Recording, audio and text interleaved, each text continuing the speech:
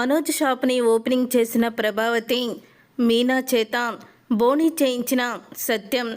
అసలు ఇదంతా ఎలా జరిగింది అనేది ఈ వీడియోలో తెలుసుకుందాం. మీనానైతే ప్రభావతి తిడుతూ ఉంటుంది. గది విషయంలో నువ్వే రెచ్చగొట్టి ఆ బాలుగాడిని మనోజ్ గది ఇవ్వమని చెప్పి గొడవ చేసేలా చేసావు కదా అని ప్రభావతి అయితే మీనాని తిడుతూ ఉంటుంది. అవును, నేనే ఆయన్ని రెచ్చగొట్టి వాళ్ళు గది ఖాళీ చేసి మాకిచ్చేలా రెచ్చగొట్టాను అని మీనా అయితే సమాధానం చెప్తుంది. దానికి సాక్ష్యం ఎవరో కాదు, రవి శృతినే అని అనగానే అదేంటంటే అలా మాట్లాడుతున్నారు. అసలు మీనా బాలు ఇదివరకు ఇక్కడే పడుకునేవాళ్ళు. మరి ఆ పడుకునేటప్పుడు మీకు అంత ఇబ్బంది కలగలేదా, మీకు కలగలేదా నొప్పి అని అడుగుతూ ఉంటుంది శృతి అయితే. వాళ్ళు కూడా దోమలు కుడుతున్నా సరే, ఉడుకొస్తున్నా సరే ఇబ్బంది పడుతూ ఇలాగే పడుకున్నారు. వీళ్ళు పడుకుంటే ఏమయ్యింది అని అడుగుతూ ఉంటుంది శృతి అయితే. అయినా అన్నయ్యే గొడవ పెట్టుకోవడానికి వెళ్ళాడు, అప్పటికి వదిన ఆపుతూనే ఉంది, అన్నయ్య ఆగలేదు అని రవి అయితే చెప్తూ ఉంటాడు. అప్పుడే నాన్న నాకు ఈ హాల్లో ఏసీ వేయించొచ్చు కదా నువ్వు అని అడుగుతూ ఉంటాడు మనోజ్ అయితే. అప్పుడే ప్రభావతి అయితే మీ నాన్న ఏమేమి వేయిస్తారు, శృతి వాళ్ళ అమ్మగారు ఏసీ వేయిస్తానన్నారు కానీ మీ నాన్నే గొప్పలకు పోయి వద్దన్నారు అని అంటూ ఉంటుంది ప్రభావతి. అప్పుడే ఇక సత్యమైతే ఇంకొకరి సొమ్ముకి నేను ఆశపడేవాడిని కాదు, ఆవిడ మనల్ని ఏసీ వేయిస్తానని చెప్తే మనం ఎలా వేయించుకుంటాము, మన సొమ్ము మనమే తినాలి అంతే తప్ప ఎదుటి వాళ్ళ సొమ్ము గురించి నాకు ఎప్పుడూ కూడా ఆశ లేదు, ఆశ నీకే ఉన్నట్టుంది అని అంటూ ఉంటాడు సత్యం. అయినా మీరు కొనరు, ఎదుటి వాళ్ళు కొంటేనేమో ఒప్పుకోరు అని అంటూ ఉంటుంది. అయినా నలుగురు పిల్లలతో మనం ఈ ఇంట్లోనే ఉన్నాము, అలాగే సర్దుకున్నాము, ఇప్పుడు కూడా అంతే అని అంటూ ఉంటాడు సత్యం. నేను కింద పడుకోలేను, నా వల్ల కాదు అని అంటూ ఉంటాడు మనోజ్ అయితే. ఇన్ని రోజులు బాలు మీనా పడుకోలేదా ఏంటి, వాళ్ళకి దోమలు కుట్టలేదా, ఎందుకు మీరు ఇంతలా చేస్తున్నారు అని అంటూ శృతి అయితే మీనా బాలుకే సపోర్ట్ చేస్తూ ఉంటుంది. ప్రభావతి అయితే ఏమీ మాట్లాడలేకపోతుంది. అప్పుడు ఇక బాలు అయితే అంటూ ఉంటాడు, ఇన్ని రోజులు కూడా మేమెంత హాల్లో పడుకొని ఇబ్బంది పడ్డామో అది నీకు కూడా తెలియాలేరా, నువ్వు అమ్మకి ముద్దులు కొడుకు కదా, నీకు ఆ కష్టం తెలియాలి అని బాలు చెప్తాడు. సరే ఇంతటితో వదిలేసి వెళ్ళి పడుకోండి అని అంటూ ఉంటాడు సత్యం. సరే నాన్న అంటూ మళ్ళీ మనోజ్ అయితే గదిలోకి వెళ్ళబోతూ ఉండగా వెనక నుంచి షర్టు లాగేసి బాలు ఇలా అంటూ ఉంటాడు, ఏంట్రా ఏ పాపం వెళ్ళిపోయి గదిలో పడుకోవాలనుకుంటున్నావు కదా, అది నేను నిన్ను అంత ఈజీగా ఎందుకు వదులుతాను రామీనా, లేకపోతే మళ్ళీ వీడు ఆ గదిలోనే పడుకొని ఎంత నిద్ర లేపినా కూడా లేగవడు, అంత నటిస్తాడు వీడు, పద వెళ్దాం అని బాలు అయితే ఇక గదిలోకి వెళ్ళిపోతాడు. అలాగే రవి శృతి రోహిణిని మనోజ్ని చూసి నవ్వుతూ ఉంటారు. ఇక సత్యం కూడా గదిలోకి వెళ్ళిపోయాక అప్పుడే ఇక ప్రభావతి అయితే ఏం చేస్తావురా, ఇదంతా మీ నానమ్మ చేసింది అని తిట్టుకుంటూ తను కూడా వెళ్ళిపోతుంది. అలా వెళ్ళిపోయిన తర్వాత రోహిణి మనోజ్ ఇద్దరు కూడా ఇక హాల్లో పక్క బట్టలు వేసుకొని పడుకుంటారు. అలా పడుకున్నప్పుడు మనోజ్కి అయితే నిద్ర పట్టదు. వాడేమో ఏసీ రూమ్లో, నేనేమో ఇక్కడ, వాణ్ణి నేను సుఖంగా గదిలో ఎలా పడుకోనిస్తాను అని మనోజ్ అయితే రోహిణి చెప్తున్నా కూడా వినకుండా వెళ్ళి మళ్ళీ గది తలుపులైతే దబా దబా బాదుతూ ఉంటాడు.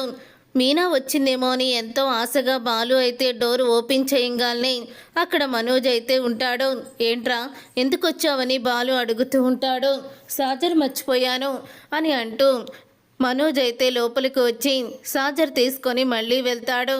అలా వెళ్ళిన తర్వాత మళ్ళీ ఇక మనోజ్ అటు ఇటు తిరుగుతూ ఉంటే పడుకో మనోజ్, ఎలాగో అడ్జస్ట్ అవ్వు, ఇంకా తప్పదు మనకి అని రోహిణి అంటుంది.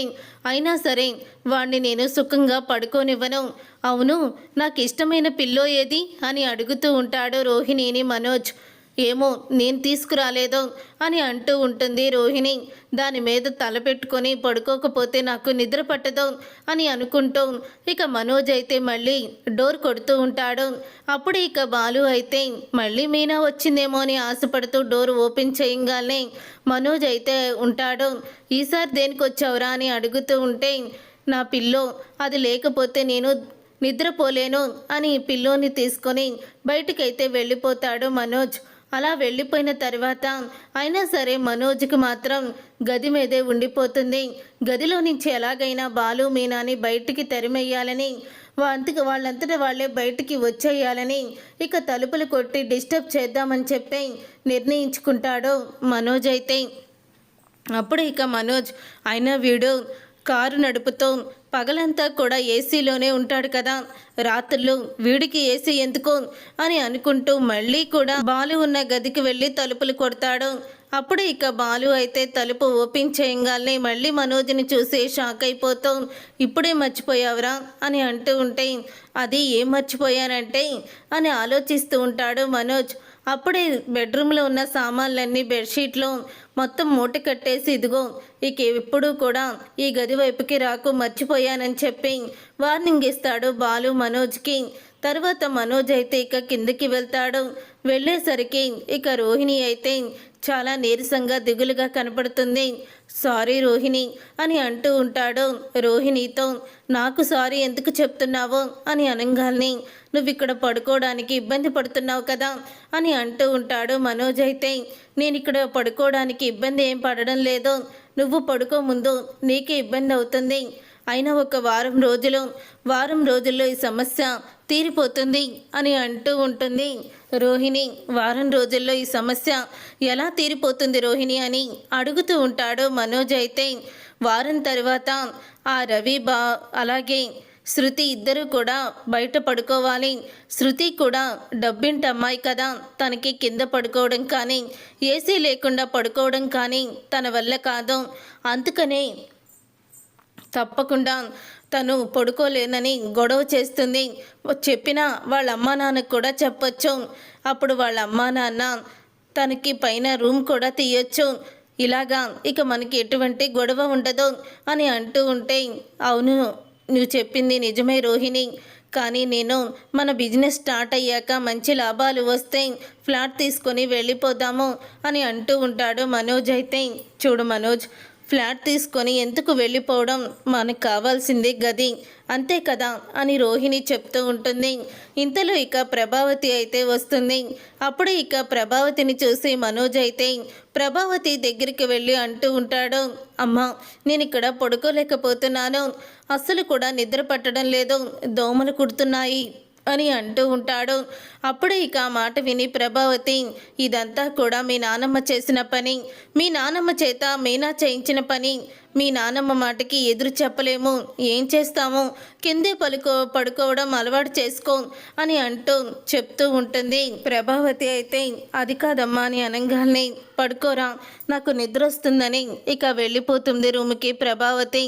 తర్వాత ఇక మీనా అయితే బాలు గది దగ్గరికి వెళ్తుంది. మళ్ళీ మనోజే వచ్చాడని బాలు అయితే గట్టిగా అయితే తలుపు తీస్తాడు.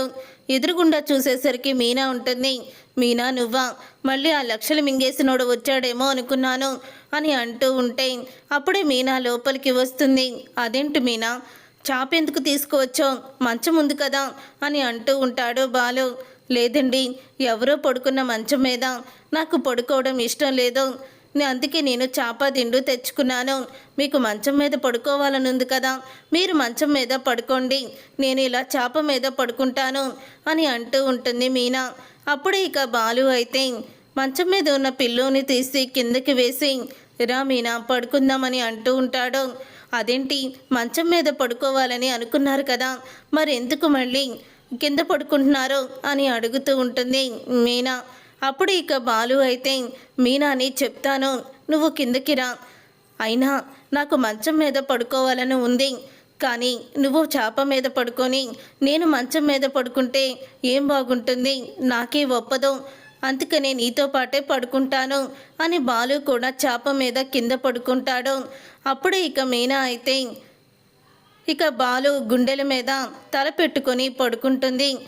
నువ్వు ఇలా గుండెల మీద తల పెట్టుకుని పడుకుంటే చాలు, నాకు చాలా సంతోషంగా ఉంది అని బాలు అంటాడు. అప్పుడే ఇక మీనా అయితే అదేంటండి, నేను తల పెట్టుకుంటే మీకు బరువుగా ఉండదా అని అంటూ ఉంటే లేదు మీనా, నాకు చాలా హాయిగా సంతోషంగా ఉంటుంది, మరి నీకెలా ఉంటుంది అని అడుగుతూ ఉంటాడు బాలు.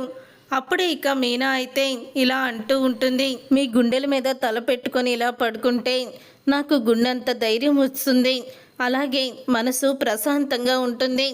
పగలు చేసిన పనులు, పడిన మాటలు అన్నీ కూడా ఆ కష్టాలు మర్చిపోయి నేను హాయిగా మీ గుండెల మీద సేద తీరుతాను అని అంటూ ఉంటుంది మీనా. అప్పుడే బాలు నవ్వుకుంటూ ఉంటాడు.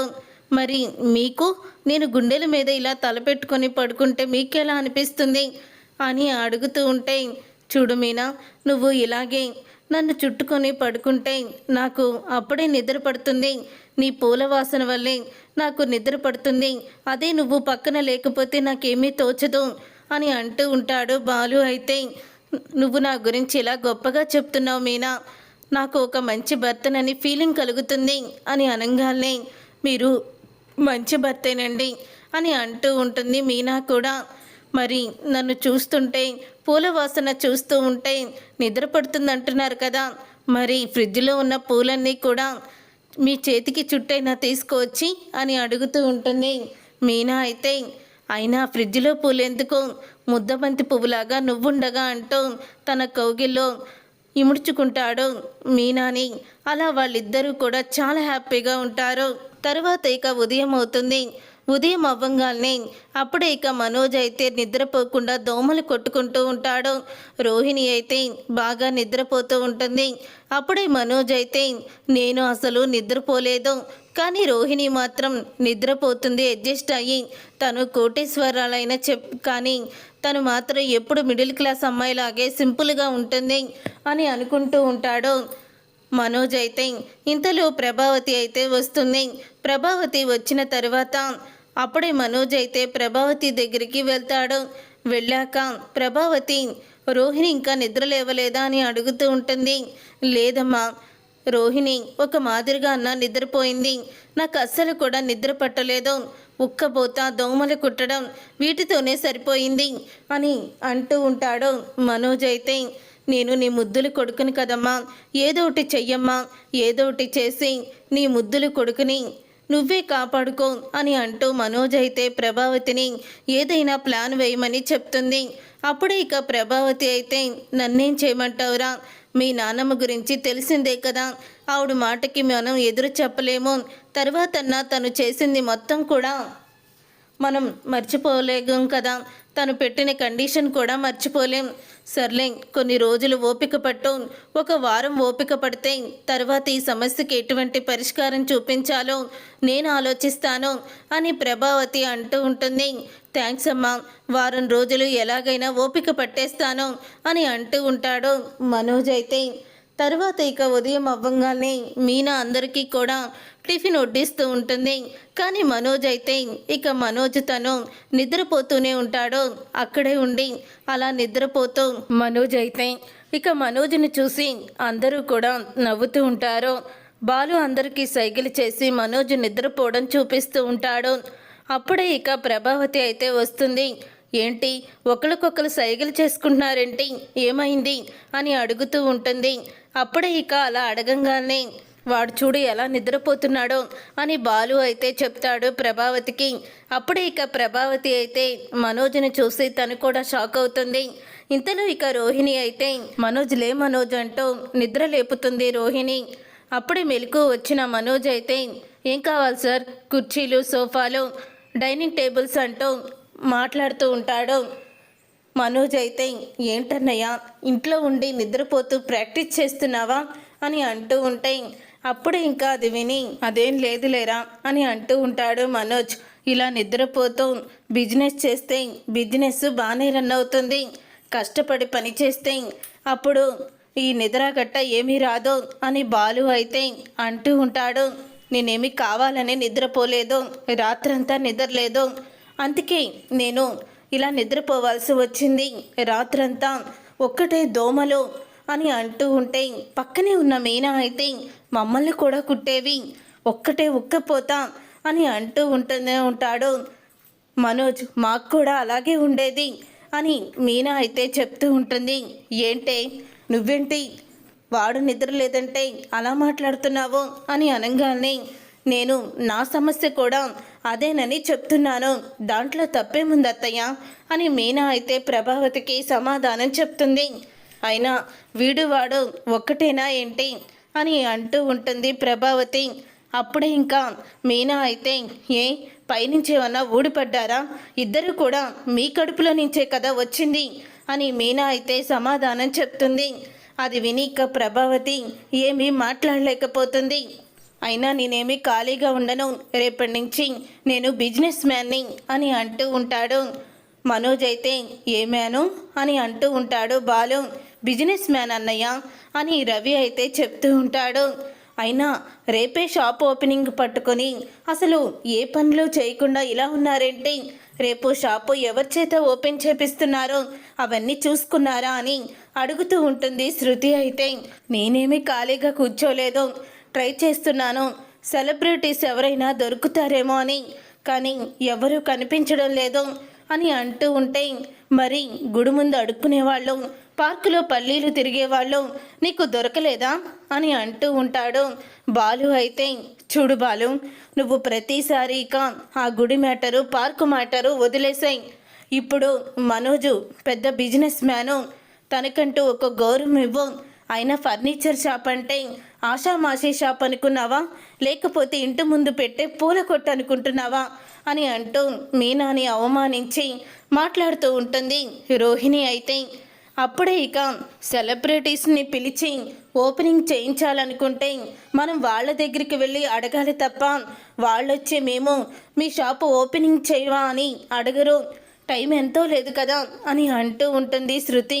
భలే చెప్పావు డబ్బుడమ్మా అని అంటూ ఉంటాడు బాలు. అయితే తరువాత ట్రై చేస్తున్నాను, సెలబ్రిటీస్కి కనీసం 1-2 లక్షలైనా ఖర్చు అవుతుంది అని అంటూ ఉంటాడు మనోజ్. అయితే అప్పుడే సత్యం అయితే రే ఆపరా, 1-2 లక్షలు పెట్టి ఇప్పుడు నువ్వు సెలబ్రిటీస్ని పిలవాల్సిన అవసరం ఏముంది అని అంటూ ఉంటాడు సత్యం. అయినా రోహిణి వాళ్ళ నాన్న బిజినెస్కి నీకు డబ్బిస్తే ఆ డబ్బుని నువ్వు ఇలాగెందుకు చేయడం, ఎలాగో దాంట్లో కొన్ని ఎలక్ట్రానిక్ సామాన్లు కూడా పెడతానంటున్నావు కదా, ఆ డబ్బేదో వాటి మీద ఖర్చు పెట్టు అని చెప్తూ ఉంటాడు సత్యం. అయితే అయినా ఎవరినో బ్రిటిష్ వాళ్ళ చేత షాప్ ఓపెనింగ్ చేయిస్తామంటావేంట్రా అని బాలు అడుగుతూ ఉంటాడు. అప్పుడే ఇక ఆ మాట విని బ్రిటిష్ వాళ్ళు కాదన్నయ్య సెలబ్రిటీసు అని అంటూ ఉంటాడు రవి. నాకు తెలుసులేరా నైటీ వేసుకునేవాడా అంటూ రవిని కూడా ఏడిపిస్తూ ఉంటాడు బాలు. అయితే ఇక అలా అన్న తర్వాత రే ఏం చెయ్యాలో నాకు బాగా తెలుసు, అయినా బిజినెస్ గురించి నీకేం తెలుస్తుంది, ఇలా కార్లో తిరగడం అనుకున్నావా, దానికి చాలా పెద్ద మైండ్ సెట్ ఉండాలి అని అంటూ చెప్తూ ఉంటాడు మనోజ్. అయితే రే ఇంట్లోనే ఉన్న అమ్మని వదిలేసి ఎవరినో సెలబ్రిటీస్ని పిలుస్తానంటావేంట్రా, ప్రతిసారి నిన్ను ప్రతి విషయంలో ఆదుకుంటూ నిన్ను వెనకేసుకొస్తూ అమ్మ నిన్ను ఎంత ప్రేమగా చూసుకుంది, అలాంటి అమ్మ చేత నువ్వు అలాగ షాపు ఓపెనింగ్ చేయించాలి కానీ ఎవరినో వెతుక్కోవడం ఏంటి అని అడుగుతూ ఉంటాడు బాలు. అయితే కరెక్ట్గా చెప్పావురా బాలు, మీ అమ్మ చేతే